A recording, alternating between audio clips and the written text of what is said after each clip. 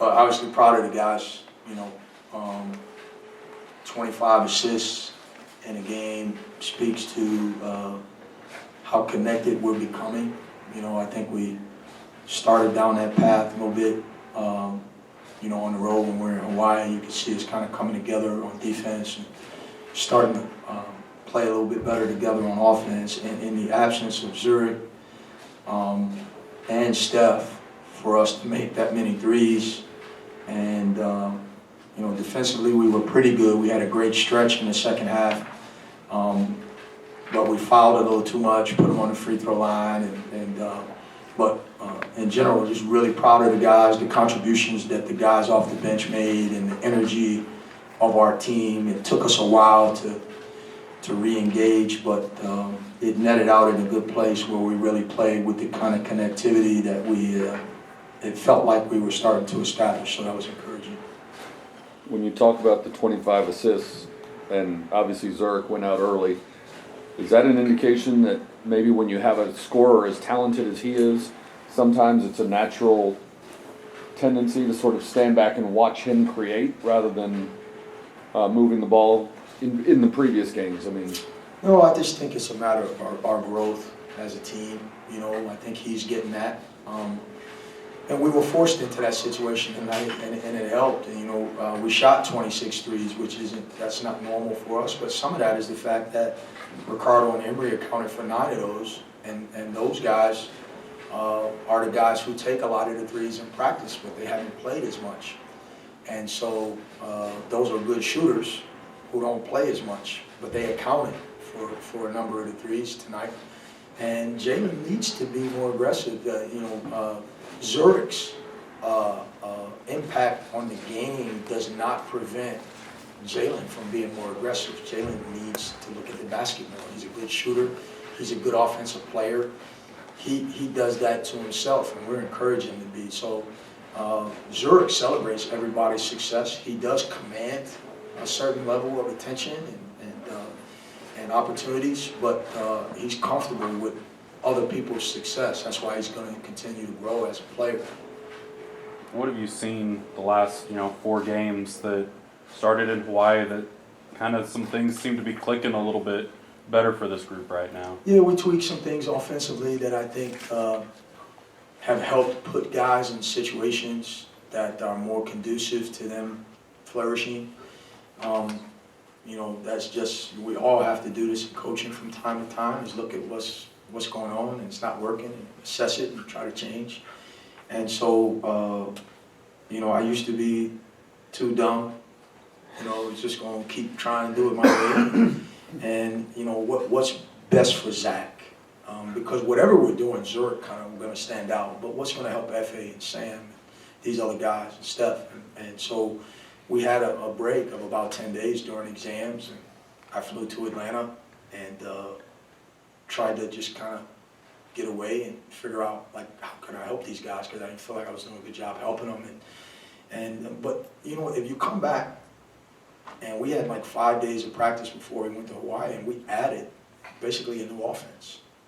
But they have to do it. They have to get it down. They have to buy into it. And so the credit goes to them. And so we had two a days, and we were trying to, in a short period of time, do things that were more conducive. But for that to carry over into games against Iona and Utah State and on the road, for them to be able to do that, that is a real credit to them. And we still got a long way to go with this stuff, but it's helped quite a bit. Several of your guys had a season high or career high today, but one of them that you mentioned, Ricardo Wright, he only had 54 minutes coming into today in 13 games. Today, obviously, you're a little bit shorthanded when Zurich went down, but he had 17 minutes. He hit 3 threes. I'm wondering your thoughts, not just about the offense he gave you, but his ability to stay sharp and enthusiastic and focused while waiting for his number to be called. That's everything. You just said it. His attitude has allowed for that, because I do think he trusts us, and he knows, he averaged 14 points a game in Division I last year. So this is not like a guy who's not capable of doing that. What he did today, he does that in practice every day. defensively, effort-wise, his grasp of what's going on, scouting, defensive concepts, what we're running, like, when he tightens that stuff up, he's a regular in the rotation and a guy who's a threat. And I'm glad he put it on film because people will see that this is what this guy's capable of doing. But it's, you know, you can only play so many guys, right? And so we're trying to establish a defensive culture and a culture of toughness. And so some guys, you know, have established more of an ability to grasp some of those things, and it's been slow coming to him. But his attitude has allowed him to do what happened tonight, and now I would imagine it'd be hard to keep him out of the rotation, and I hope that's the case. How big, just for this group, was the end of the first half, went on that 7-0 run after they had tied it back up, take a nice lead into the second half, and then build that lead, withstand a little bit of push from them, and then, you know, push it out to the end? Yeah, that was all of that was important.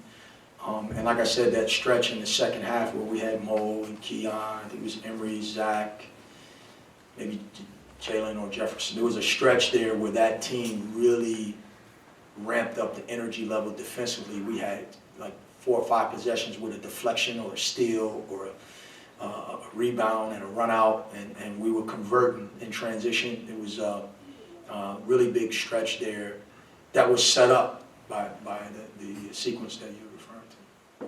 You've talked several times this year about Samuel Williamson, how he does much more for you than just points. But today he gets 17, shot the ball pretty well, got a three-pointer. How important is it for him to see the offensive reward for all the work you've talked about? And is this the kind of performance that can springboard him to another level going forward? I don't know if today will be the springboard, but I do think it's coming. You know, like he's a worker. You know, when I believe in him, I got a lot of trust in him. He's very proud, so sometimes his pride can get the better of him.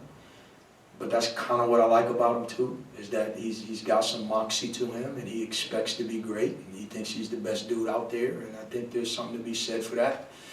And inside of that, there's a certain level of effort and energy you got to play with, and he's a guy that whether he's scoring or not, he can impact the game in so many ways, and I don't want him to lose sight of that. So I want him to score because he's capable and we need it. But he can defend, he can rebound, he's got a high IQ, we can use him at the point if we have to. There's a lot of things he brings to the floor, and so scoring is just one part of that. And so I'm glad for him to see the ball go through the basket, because that is a big part of what he's capable of doing, and it only makes us better. You mentioned the deflections and everything, but to have 5 blocks, 6 steals, you know, a number of deflections, how much does that help you then put up a season-high 92 points when some of that defense does turn into offense for this group? I mean, that's really what it was. Obviously, the ball went through the basket, but I think, you know, when you're defending like that, you know, for that stretch, you do shoot the ball with a little bit more confidence. When the ball is moving and good shooters are taking open shots, you shoot the ball with more confidence. So that's great. And so I think all of those things go together. It's funny, we were saying on the bench that there were times where we were trying hard on defense, but our offense was so bad that it was affecting our defensive energy. And there was a stretch tonight, the fact that we were scoring, that made our defense stink a little bit, because we got comfortable and we started playing the scoreboard a little bit, and then we snapped out of that and finished the game the right way. You knew, obviously, coming into today that you weren't going to have Steph Todorovic. He didn't dress. And then when Zurich went out, he looked like he was pretty uncomfortable over there on the bench with you. What can you tell us about their injuries, or when you might expect either of them back? Well, if you saw the game on TV against Hawaii, you saw the way Steph turned that ankle. So it makes sense that he ain't quite back yet, but he should be, you know, ready by midweek. And Zurich hurt himself and in practice the other day and made his way back, but he was questionable coming into the game. So there was a part of us that thought maybe he might not be there the whole time. And so we had communicated to the guys on the bench who don't generally play as much that this game could be different for them. And to their credit, they were ready. Just got a tough one going to the number 3 team in the country, possibly without Zurich. How do you prepare do you prepare any differently if you have him, if you don't have him, and just how do you prepare for a team that's looking like they are right now?